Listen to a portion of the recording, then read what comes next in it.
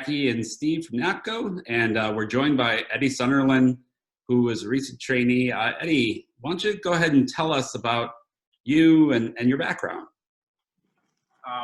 Again, my name's Eddie. My background is I grew up in a construction family. My father owned a construction company since I was about 6 years old, and I started working with him at 15, 16 years old easily. I then opened up my own construction company and ran a remodeling for many, many years, and successful business. I just wanted to, expand. What got me into refinishing was I wanted to offer all aspects of remodeling in the sense of full-blown remodels that is, tens of thousands of dollars down to somebody who's budget friendly and want to remodel their place but don't have the thousands of dollars. And then I got into refinishing. Okay, so you saw refinishing as just kind of a part of construction then. In a way, you can offer things from like just a very small job to, a full-blown remodel. Right. And my first plan was to kind of just offer it, the refinishing along with the remodeling. And I had no clue how quickly and fast it was going to take off to where I virtually don't do any more remodeling. I'm strictly just a refinisher now. Basically, since the day I finished class with you, I haven't touched any type of remodeling or anything. Wow. Awesome. So with that, how did you come to find NAPCO for refinishing training? Through your guys' website. I searched a couple different, I did a lot of research. I spent weeks, the end of last year, end of 2019. I was already doing custom epoxy countertops, and I ended up talking to one of my buddies, and he wanted to do some refinishing and stuff like that. So I was already in the middle of researching, and I came across another guy who did another website that did some training, but it was really far away and they didn't offer much. And then I found you guys, and you guys are obviously local to where I am, and you guys offered so much more. Then I talked to Jackie. Jackie, I think I talked to you 2-3 times before class even started. And I just, you guys were very informative, and it fit very well of exactly what I was trying to do. And so I then booked my training class with you guys mid-January of this year. Awesome. So before class started, what were your expectations for training? I was expecting, obviously, to learn how to just refinish bathtubs and cabinets, and then the countertops. I had no clue how much more you guys have to offer with like inlays, just product knowledge. I had no clue of everything that kind of went into prepping and cleaning a tub, and how like the different type of chemicals. And I had no clue. There's no way I would have been able to really tackle this on my own without the help of you guys and Steve in training classes. There's just a ton of knowledge, and even to this day, I still learn from Steve. I still, talk to Steve literally a weekly basis. I talk to Steve on a weekly basis. Like like Steve probably knows when the weekend comes, I'm usually texting him because I'm at a job, and I'm asking him questions still to this day. And it's one of those things where I'm learning every week still on different scenarios. Every tub and different scenarios different with repairs. Sure. Refinishing a tub, that was all answered definitely in class, but there's no way that Steve can answer in a 3-day course every scenario that happens with a tub. But any scenario I've hit him with a tub or a cabinet or countertop, he's always answered and gave me great knowledge, and I've been able to finish the job. So I thank him very much, because he's definitely a book of knowledge for me. That's awesome. So that kind of rolls into my next question, which Steve, oddly enough, is kind of answering.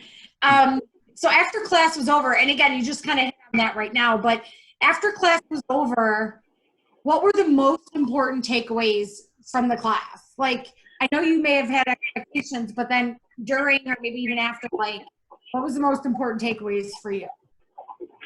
The biggest thing was knowing that you guys were still there for me, because obviously it was a little scary. Sure. You know, you kind of just get released, and it's not like, you know, you're yeah, I had my construction to fall back on, but I wanted to go into this full force. And so it was like, I was nervous, but I knew I had, you know, Steve and NAPCO behind me to help for long. And Steve made it very, you know, apparent in class that, you know, he's there, and that if you have any questions, let him know. It's not like I just, you know, found his number on the bulletin board and gave him a call one day. Right. You know, he gave me his number, and he was like, you know, hey, Eddie, if you have any questions, or, you know, if you have anything, he's like, I'm here for you guys, no matter what. And it wasn't just me, it was everyone in the class.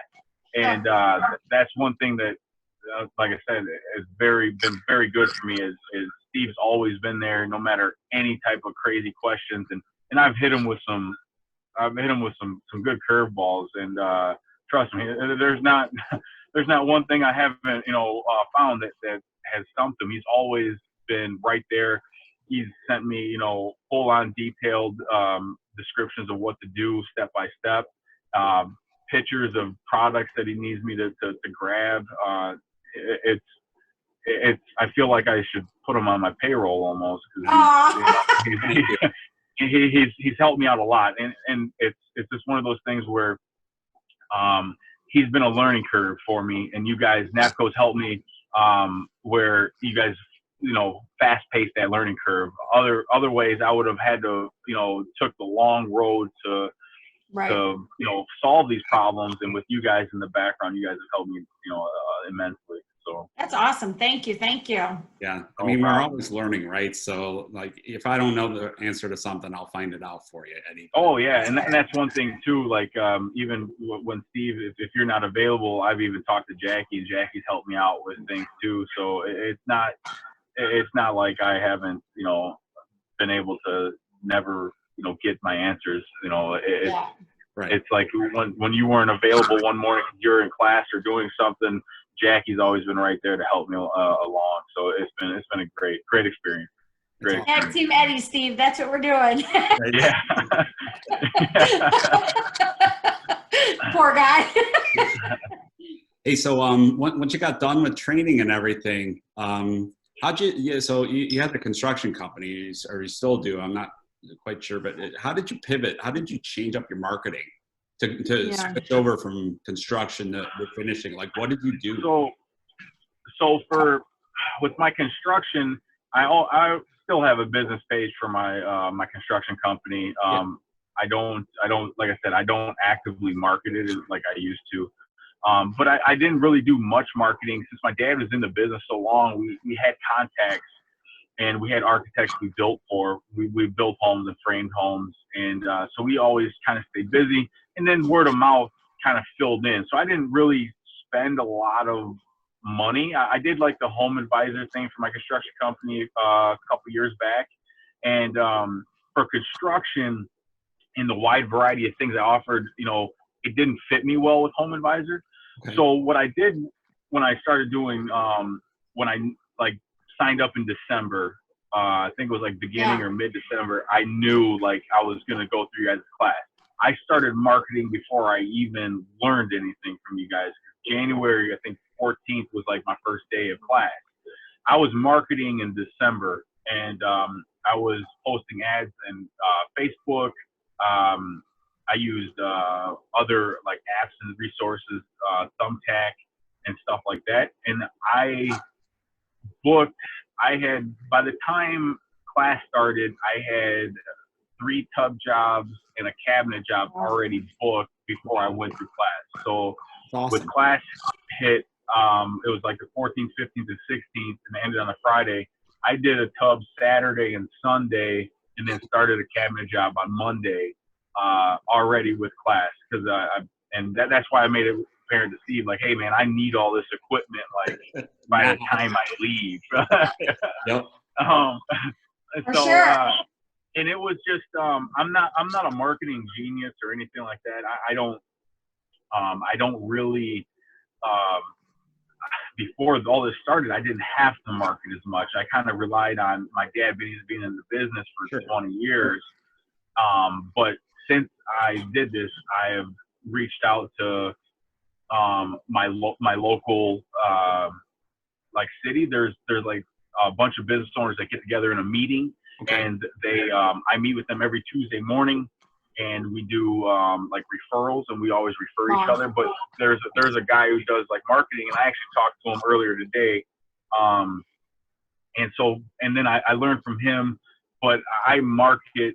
I definitely put my money back into marketing. I think the biggest thing that I did was Facebook page, a Google ad listing, and set up my Google AdWords, because those are huge. And then I like started advertising and other things. I wouldn't say do them all at once for newcomers, but definitely Facebook, your Google ad listing those two are free, and then the like advertising the free Facebook marketplace, because I get a ton of work, probably 6-7 jobs easily a month, just on the free marketplace, you know, through Facebook, where I'm not paying anything. What's been the most valuable for you though? Like what do you see like the biggest, you know, bang for your buck in terms of like getting leads and stuff for marketing? I would say Google's been great to me. I have, but I spend money. So I spend, right now, I spend about $550 a month on Google advertising. Mm-hmm. But I have 3 jobs just this week through Google.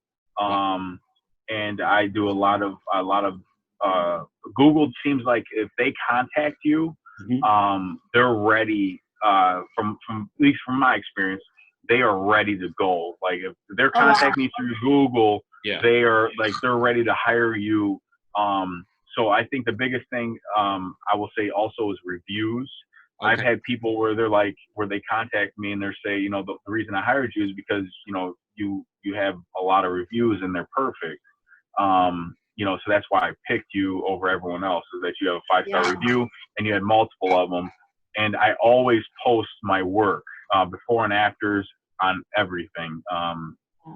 So that's huge. And one way to start with marketing too is, when I first started, I was offering discounts. So I would say, hey, I will give you $50 off if you leave me a review. And I would never say a 5-star review. I just wanted an honest review. Yeah. And I was offering money off, you know, and I probably did that for the first month and a half easily, offering people discounts just to build my reviews.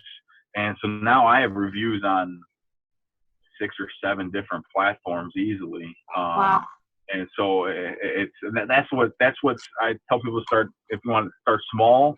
So you don't, you know, if you want to start with like 2 or 3, you know, Facebook, Google, and something else, so then you can build your reviews there and then branch out. Like I just recently started my Yelp, I think a week and a half ago. I didn't have a Yelp. Now I do.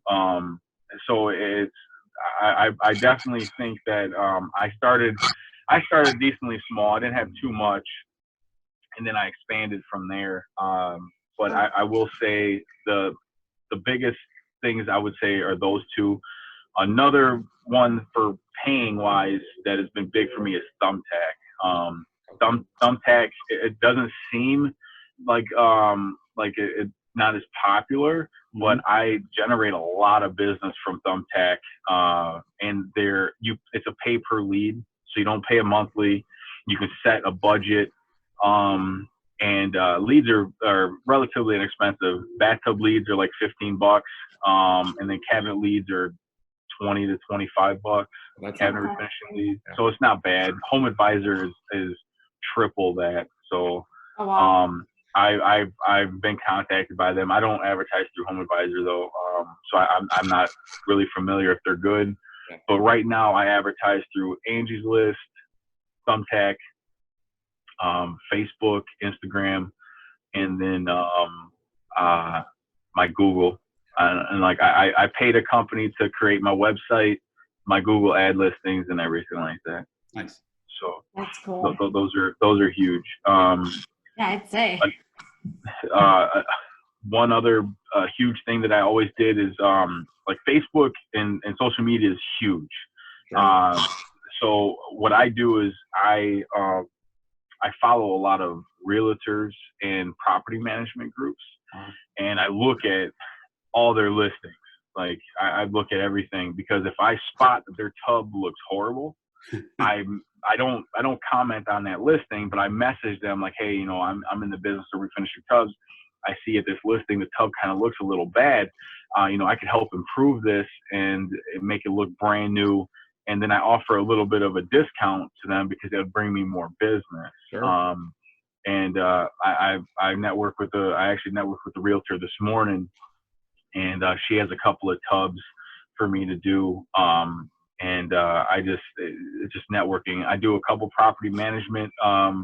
They manage about 65 properties locally, and I offer them a little bit of a discount. And I do all their tub repairs and refinishing for them. So you do it those are like fill-ins for me, and I try to keep them a little bit local to home. So then if I do a tub job that's further away, I can always, as I'm coming back home, do that fill-in job in the afternoon. And it's a little bit, obviously give them a little bit of a discount, but it's close to home, and it works out perfect for me. Yeah, it makes sense. Yeah. Wow. Okay, so you again kind of touched on my next question as well. Please tell us how things have gone since you became a refinisher. Life as a refinisher, if you will. So it went great. As soon as I finished my first cabinet job, and cabinet jobs were at first scary. It was something totally different. I painted and brushed and rolled in my construction background, but obviously spraying cabinets and doing stuff like that, it was different. But tubs came a lot easier for me at first, but I wanted to perfect cabinets. Like that was my goal. I wanted to do that, and there's still stuff that I want to do, and something that I want to talk to you actually about Steve. I have a little, and we'll talk about this, but it's for a cabinet job. But I want to be, I want to be perfect at cabinets, and I worked my way to do that. And but when I started, it was a little bit slower. I was still, maintaining pretty decent amount of jobs. I wasn't ever really slow, but it steamrolled and picked up quickly. And now I stay relatively booked, like maybe 3 weeks out, like booked with jobs. I probably do 6 to 10 tubs a week. I did 2 tubs today. I have 2 tubs tomorrow. I work, 6 days a week at least. I think this past month I've had 4 days off this month, I want to say. But that's my choice. That's my choice. Yeah. I just right now with how business is and it's picking up, I just kind of carry in. I want to expand and grow, so I'm trying to take a big workload and then be able to just expand. But refinishing since class, it's gone great. It's awesome. I think my biggest thing, I think that I'm still learning is the control on like how many when you do a tub surround but has like a tiled ceiling, I always mix too much. Always. Oh, and it never. And I've done a lot of them, you know. So I've done tubs in 4 states. So I've done tubs in Illinois, Wisconsin, Indiana, and Florida. And they're like Florida's tubs. They always have like tiled ceilings for some reason. It's just what they do, and they're always like pink. They love pink out there. And that was a learning curve for me. Was and it's still something I battle with. So I might use a little bit of extra material on stuff like that. But is a tub, I can get a tub down. That's no problem. 20 ounces, boom, done. But it's like a tub and surround. Man, I don't know. Like it's always, especially if it's a ceiling. It's like, man, I must get bad at math, but I always mix a little bit too much, but it works. It works out. It's fine. But that is like one of the things is that I still, you know, being 4 months into being a full-time refinisher, that I still work on is trying to mix the appropriate amount of for when I do a tub and surround. Tub's easy, 20 ounces, bam, done, quick and easy. But mixing the appropriate amount of tub and surround, man. That's so funny. I did one. I did one today. Yeah, I did a fiberglass tub and surround today, and it's like I mixed probably 4 ounces too much, you know. So and I think I think it's not horrible. I just want to get that down, so then you know if I can save that, you know, for 5 times, that's another tub. Yeah, that's right. Good point. Yep. Very good point. Very good point. Awesome. So we talked a little bit about residential commercially. We talked about how you go after certain properties or units or, but what is your, as of right now, what is your split residentially versus commercially? Do you know? So as for commercial, I would say that I'm probably 99% residential, unless you kind of consider like the property management real estate, commercial, because of, you know, it's like a business wise, it's not like they're not the homeowners yet, but I virtually do all residential. I've had some offers and with commercial, like I had a hair salon and they wanted me to paint 15 rooms of cabinets. It's just it was one of those things that he wanted such a big of a discount, and our numbers just didn't match up. We were too far in between. But that would have been a huge commercial job. But virtually, I am majority residential. I do some commercial stuff. I'm bidding on and quoting, but as for jobs performed, I'm probably, you know, upwards of over 95% residential. Wow. Okay.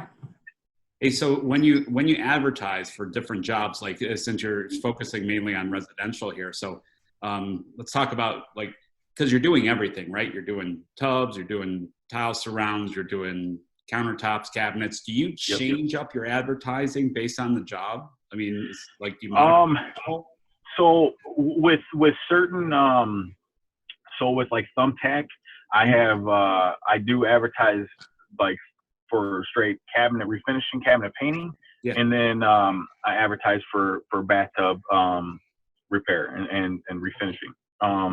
So that's 2 different there. For Facebook, I do post, and this was just recent. Facebook, I finally started posting for cabinet painting, refinishing, and then I've also do separate ads for just bathtub refinishing. Angie's List is just strictly, you know, kind of, it just says what I do, and then it advertises. But I get Thumbtack is where I got majority of my cabinet painting jobs. And then I've gotten a few from Facebook also. I think I've done, so as for cabinet painting, I've done about probably eight or nine cabinet jobs since class, I want to say. Nice. And so it's you know, not bad. It's a good number in 4 months. So Yeah. it's For Has it sure. gotten easier the more that you've done them? yeah. I will say that there's a difference. My first ones I did were laminate, and laminate seems very easy for me. The laminate ones are very easy. Those are, I was so happy that was my first ones to do. Then I did a painted ones that were painted white already, and I painted the bottoms gray and the tops white, but they were already white. But I had a bunch of repair I had to do. We changed the knobs around. Okay. So I had to patch knob holes. And I actually changed the hinges from exposed hinges to pocket hinges. Gotcha. And that's all from my construction background. I already had the jig and everything like that, and the stuff I've already done before. So that was easy. And those were easy, the painted ones. But then the next cabinet job I did was stained cabinets, and then I learned from those. And it was stained cabinets, but with a dark paint.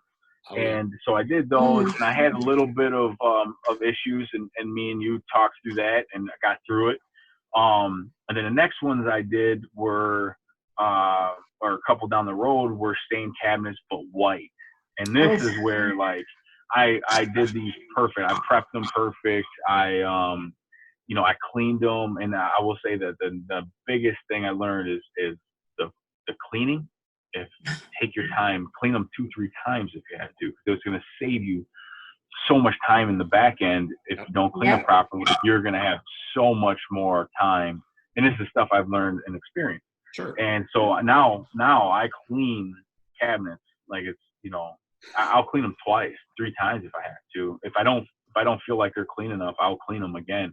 I've used multiple different products. I've used a bunch of different TSP cleaners. I've used Durtex. Durtex is great. I've used Simple Green. Oh, yeah. I've used multiple different cleaning products to clean them, and I carry them all. I have them all. And wow. But I had an issue with the stain bleeding through the white, and I contacted Steve, and Steve had told me exactly what to do. I did that, and I came back, I prepped them. I came back the next day, put my final coat on them. They came out perfect, and they're beautiful white cabinets. And it's I will say the white overstained is definitely like hard, but once you do them one time and figure out what you need to do, it's a breeze. It's a breeze. Yeah. And white is the most popular color right now. I've painted 4 or 5 sets of cabinets white already. Wow. Everyone wants white, so it's that will be your most popular color. I do know that I've noticed that older people, like over 55, like earth tones. They love earth tones. Okay. So they want browns, tans, like cherry browns, stuff like that. So, and I've done a couple of those too.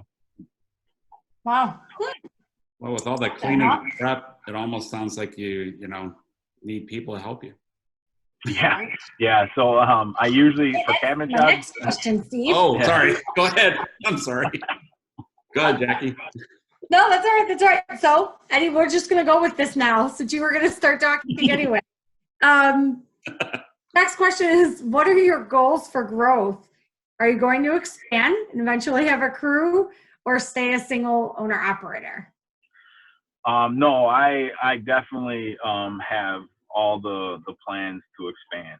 Awesome. I want to, I envision, having, multiple crews. I would like to be able to do, because one thing that I don't like to do, and I have this coming up, I have a big cabinet job next week. So now if I get a tub job, I gotta, my next, today's the 27th. My next opening that I have available is like the 11th, I think, or the 12th. Wow.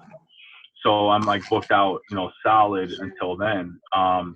And so I want to be able to do these cabinet jobs, but then also be able to book tub jobs on top of it with and have a crew of at least another one or two people where we can kind of split up and go from there. And, but definitely the necessity for that to happen is I want to send them to the class. So instead of me taking too much time out of my day to explain it and teach them everything, I can just send them to the 3-day course, and Steve can teach them exactly where I came from, and then it goes from there.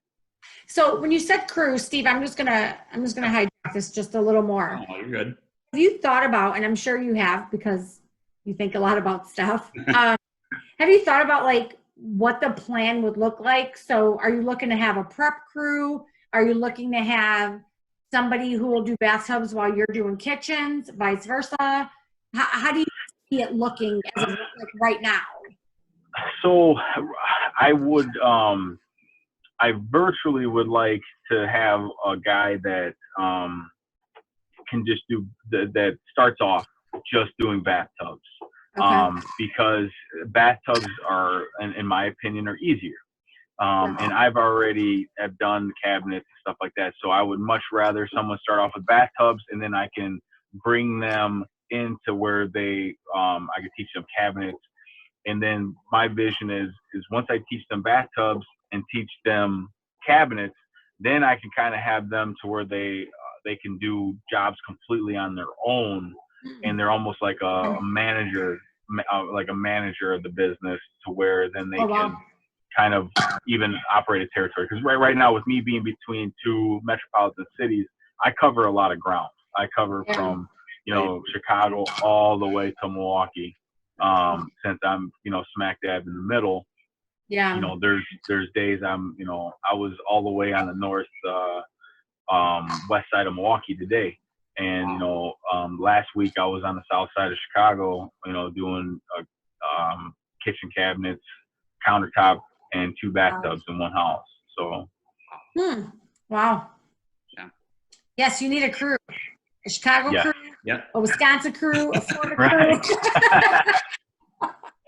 Teach them right. That's all right. Exactly. Get them working immediately.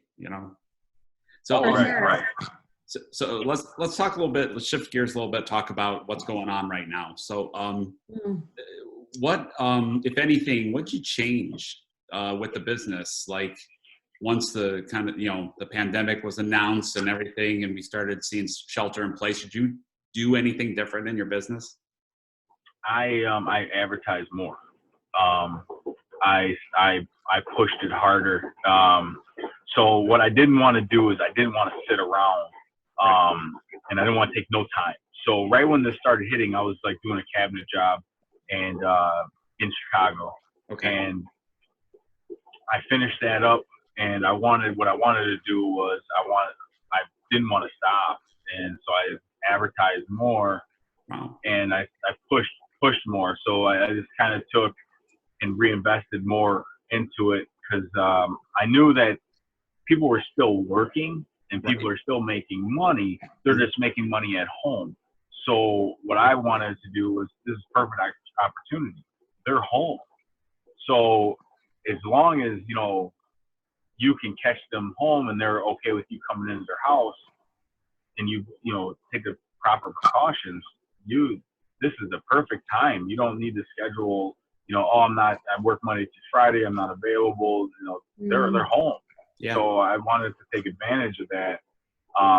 And like I said, we already have gloves and everything like that. So I carry hand sanitizer with me.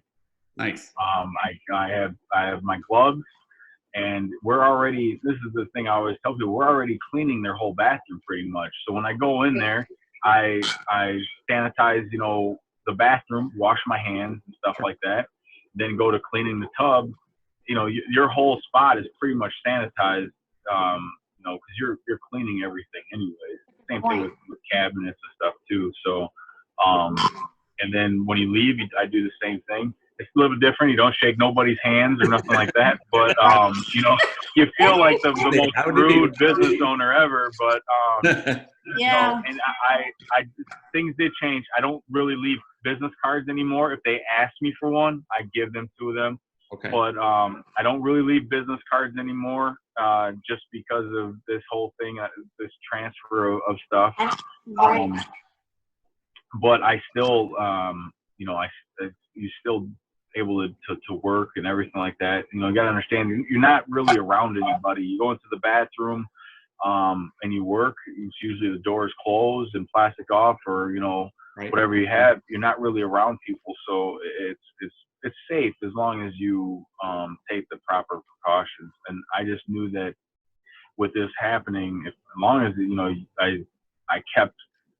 I have a drive to work. So as long as I keep pushing, as long as I keep pushing, right, I knew that I would make it through it for sure. Nice.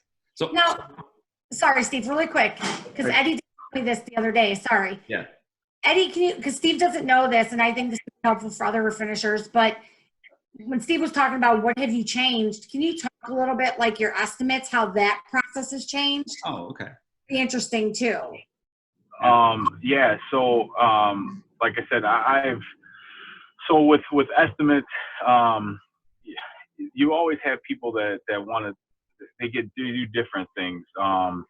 They want to know if you're still working, if you're offering discounts for for the pandemic and stuff like that. And like I said, I've always offered discounts for multiple things. Obviously, like the reviews, I've always done that. And referrals, if they refer people and give reviews, always offer them discounts. And but with bidding wise, it was everything goes from pictures, so it's real nice. So I'm able to bid everything from pictures, and a lot of people are very, very easy going, and they usually already have pictures of their tubs, so it's real nice. So when I ask for quotes and everything like that, they're right there. They already have the pictures, or if not, they go take them. Because I don't need to go to their house multiple times, which is nice. It's just you go there to do the work. As long as you get good and clear enough pictures, you just have to go there to do the work. You don't have to stop there and see the job and then give them a quote. You can virtually give them a quote just by talking to them, seeing a couple of a picture or two, and then give them a quote from that aspect. Yeah. But I want to go back and just touch about when you were talking before about precautions that you take and everything. So let's say, for instance, that you run into somebody that wants to get a job done, but they're kind of resistant because of what's going on right now. Like, how do you respond to that? What do you tell them? Well, it's really kind of up to them. I don't try to push people too much. Yeah. I try to tell them that, hey, if you want, you can let me in. And then when I'm about 30 minutes about to be done, I can give you a call and you can come back. Okay. It's, I tell them that I'm not exposed to anything. And then I always, like I said, I always keep gloves in my, right now, I always keep gloves in my pocket. Right. These are brand new gloves that I just, so I go through more gloves now. Sure. But, virtually, I will say 95% of people, to be honest with you, they'll let you work. I had a couple. So as far as since this all started, I've only had 2 people cancel. Okay. Yeah. And so it's been really nice. And I knew that once I got through the initial part of the pandemic, that the people that are now booking won't cancel because they're booking you during it. It was just the people that had you booked before this happened that I was worried about. But once I got through that first 2 weeks, I knew that anybody that I scheduled from there probably wasn't going to cancel because, we were already through the worst part of this pandemic. So, it's just, they were, this is the time everyone wants to get their house stuff done because like I said, they're home. Right. Exactly. Right. Yeah. So they're home. Yeah. Sure. Oh, okay. Last question. All right. Any last words of wisdom for your fellow refinishers or those thinking of becoming a refinisher? Don't be afraid. This is honestly, I've ran a successful construction business, and I thought like, hey, you know what? I made great money, and I was successful doing construction. And I'll tell you right now that refinishing has changed everything. It's trying to change the game. It's a very lucrative business. You get great knowledge from NAPCO, and they virtually there's not. I can't teach somebody everything that I've learned in construction in 3 days and have them be successful. So for Steve to be able to basically teach me in just 3 days how to do something and me become as, you know, where I am at now, I couldn't believe it. Like when I read that form that's on your guys' website where, you know, you can make 6 figures just by doing, you know, 2 cabinet jobs and 5 tubs or, you know, whatever it be. I was like, oh man, that'd be nice. I'd love to just do half of that, you know. I'd love to just do half of it and then supplement the rest in construction. Well, I average right now, you know, like I said, you know, at least 7, 8 tubs, you know, a week at least, except for the weeks that I'm doing more full cabinet job, then it's a little bit less. Yeah. But, you know, just to throw numbers out there, you know, my goal after I started becoming started realizing like, hey man, this is going to be a good job. My goal was to make $2,500 a week, you know, in revenue. And I definitely do that every week for sure. You know, this was probably my best month. This past month was probably my best month, and it was probably right around 17,000 this month, I want to say, that I made. So don't be afraid. The money's there. You just you know, it's just you have to figure out and go get it. Steve will teach you, and Jackie, you guys will do everything you have to learn and teach you how to do it. You know, just have a drive to go out there, and you know, there's going to be some things you might mess up on, and you have to tell the customer like, hey, I got to run in the tub. I'll come back tomorrow, water sand it out. Yeah. You know, and you know, this happened, and you do it. You might get some that, you know, you come back, you have to. I carry around a cordless airbrush. You know, it's cordless. You know, so it's got a battery on it, and I got 3 of them. I have 3 of them. It's so, you know, because I always end up, one of the batteries is always dead. I don't know why, but one of them is always dead. So, and I do, you know, I'll touch things up. I actually had a customer I did last week, but then he removed his trim and he nicked the tub, and that I refinished last week. Yeah. Not a problem. I'm going to go back Wednesday afternoon on my way home, and I'm just going to touch it up for him free of charge. Awesome. I'm not going to charge him anything, you know. And just, if you're good to your customer is going to be good right back to you. I get tips all the time. I get referrals all the time. You get repeat customers. I did a tub surround for a lady and her duplex that she rented out. A week later, I did her tub surround, and then the next week I did refinish her kitchen cabinets, and then the following week I repainted an actual desk cabinet for her in the same colors. So that was four separate jobs, you know, from literally one individual, and I did it all within a month. And it's just because nice and polite. I hung a couple of, you know, little things for her. Like I changed her hose outside and did like some small things for free for her. And it turned into more revenue. And, you know, she's like, you know, she contacts me for any little thing that she needs now, and, you know, I help her out. So just be nice to your customer. Your customer will repay you back for sure. It's you'll get it all the time. You'll meet great people. You know, you'll get, like I said, repeat business a lot. One big thing I will say is don't upsell right away, in the sense of don't upsell them on the phone. Upsell them when you're there.